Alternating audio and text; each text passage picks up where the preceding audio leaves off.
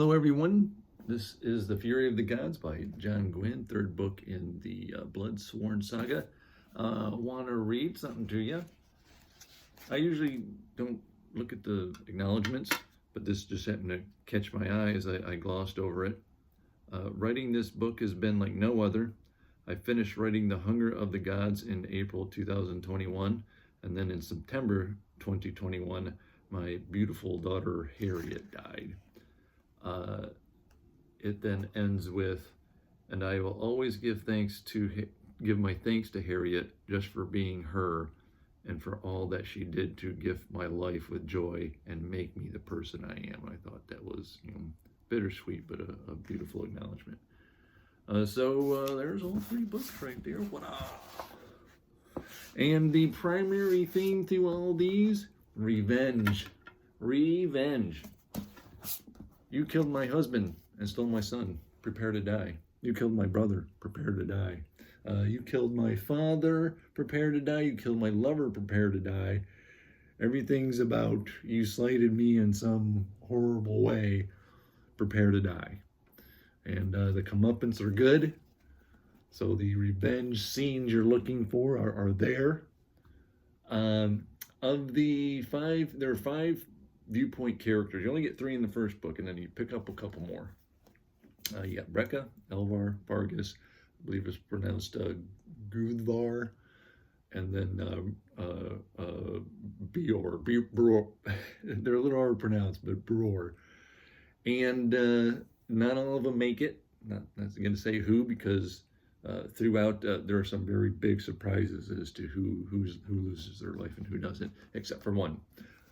I'm giving this away. This is a spoiler, but if you start reading these, there's no surprise to this whatsoever, and I mean zero surprise.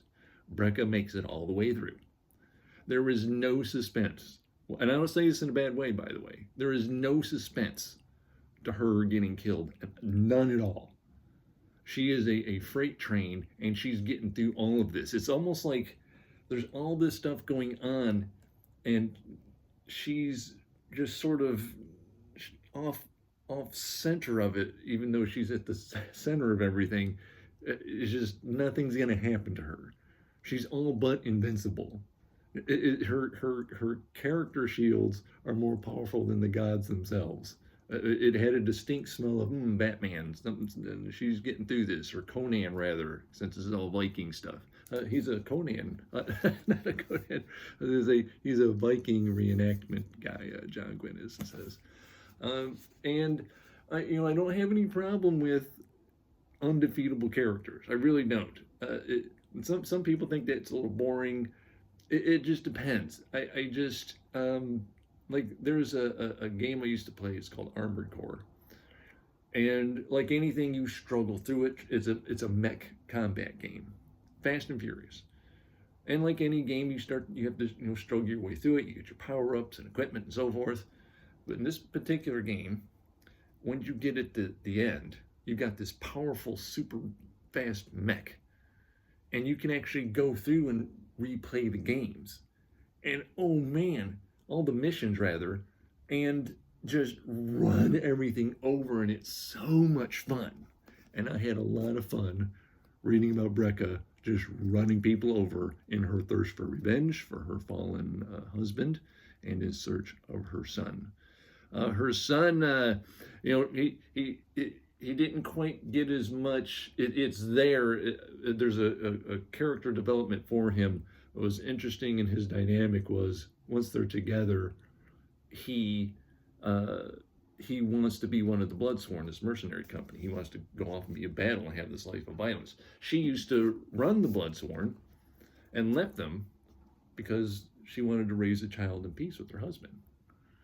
And here he is trying to take up, the Bloodsworn are doing things. He wants to take up an oar. She's like, "Would you stop doing that?" He wants to break away, and she's like, "I'm not letting you go just yet. I just got you.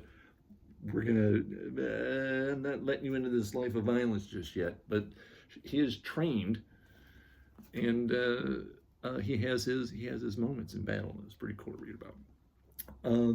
Elvar, she was the escaped princess. she was going to be married away and made pregnant and seal the deals of the kingdoms. She's like, no, I'm not doing that. And she also runs out, joins mercenary company. And her royal affairs don't go away, just to deal with them. She's now the ruler. And she probably has the biggest, I say, arc in the whole thing. Whereas Breck is a freight train. Elvar here, she has to, let me take this track, I got to see about this track. One of the biggest things is that you have the gods, and the gods have tainted, they call it, human beings. So if you're tainted by the wolf god, you can actually take on a slight aspect of them. Jaws get big, you get powered up like a super adrenaline surge, and you can run things over like Brekka. And the tainted are bigoted against. No one wants anything to do with them unless it is to kill them or enslave them. And they are enslaved with these magic collars, and they call them thralls. And for example, one of the people she has spent near an adult lifetime with has been her friend. Turns out to be one, and he has to be immediately imprisoned, and she thinks of it as a betrayal.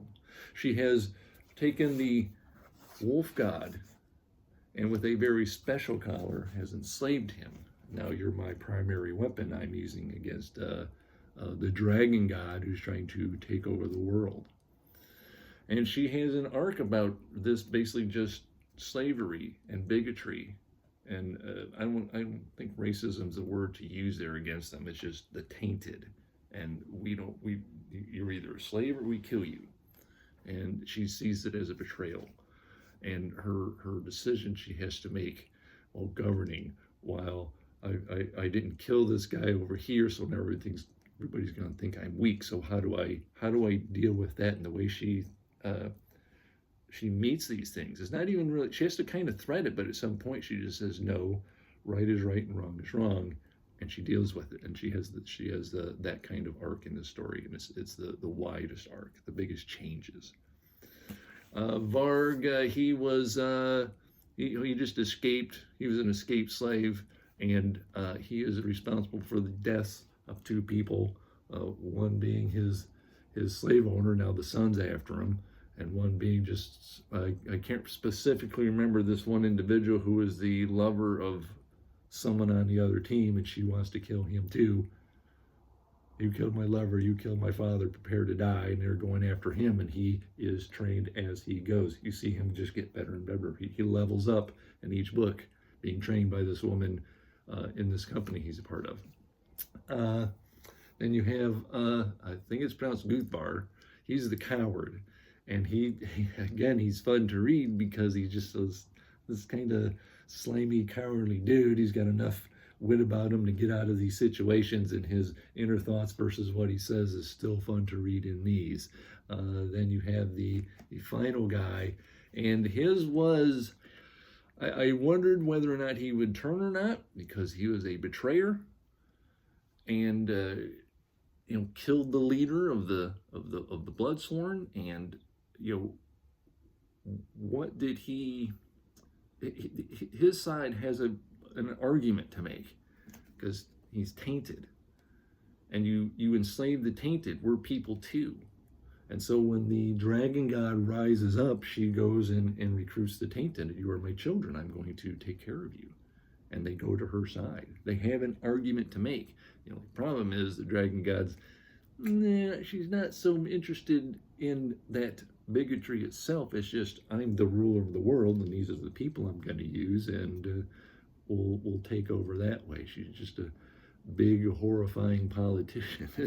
Imagine a politician who wants to rule everything with the power of a god. Ugh. One small disappointment. I wanted to hear the story of the fall of the gods. They had fallen 300 years ago.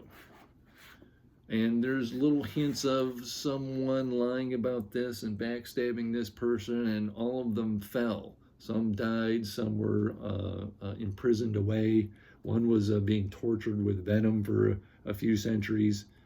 And we don't get that story. And in a way, it hurts a little simply because we're not invested in them as much as we are all the viewpoint characters. It would have been nice, you know, the characters are distinct enough. So when you get the Dragon Queen, the Dragon God Queen, she's interesting to read. It's just it needed a little more. The Wolf God, the Snake God, there he is on the cover of the last book, needed a little more info. There's a rat god sitting in the middle of all this, causing quite a bit of trouble for everybody. And he's interesting. It is interesting to read. It's just, I would like to have more to be invested more in them so they're a little more dreaded in their machinations. There's a slight scale problem because these are gigantic creatures. And even though they do rough up the environment, it's not quite to a degree you would think when you've got these ridiculously large kaiju destroying everything while they fight. But it works. It's you know, it knocks things down a notch or something. Nothing sucks about these books. They're really good to read. They're really fun. A lot of battle stuff. Like I said, dude is a Viking reenactor, and it shows because there's a lot of battles going on here with shields and shield walls and axes and so on.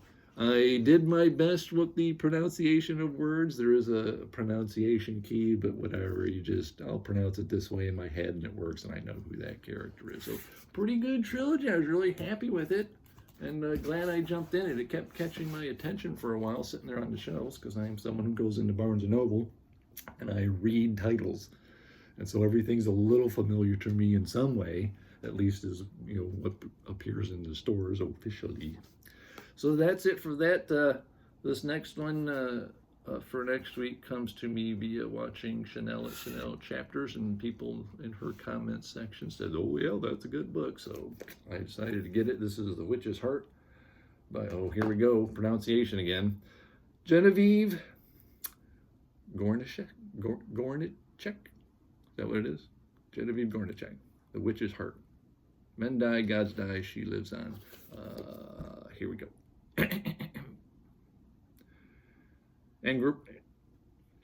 Angraboda's story begins where most witches' tales end, with a burning, a punishment from Odin for refusing to provide him with knowledge of the future. The fire leaves, and I'm going to have trouble with that. Angraboda.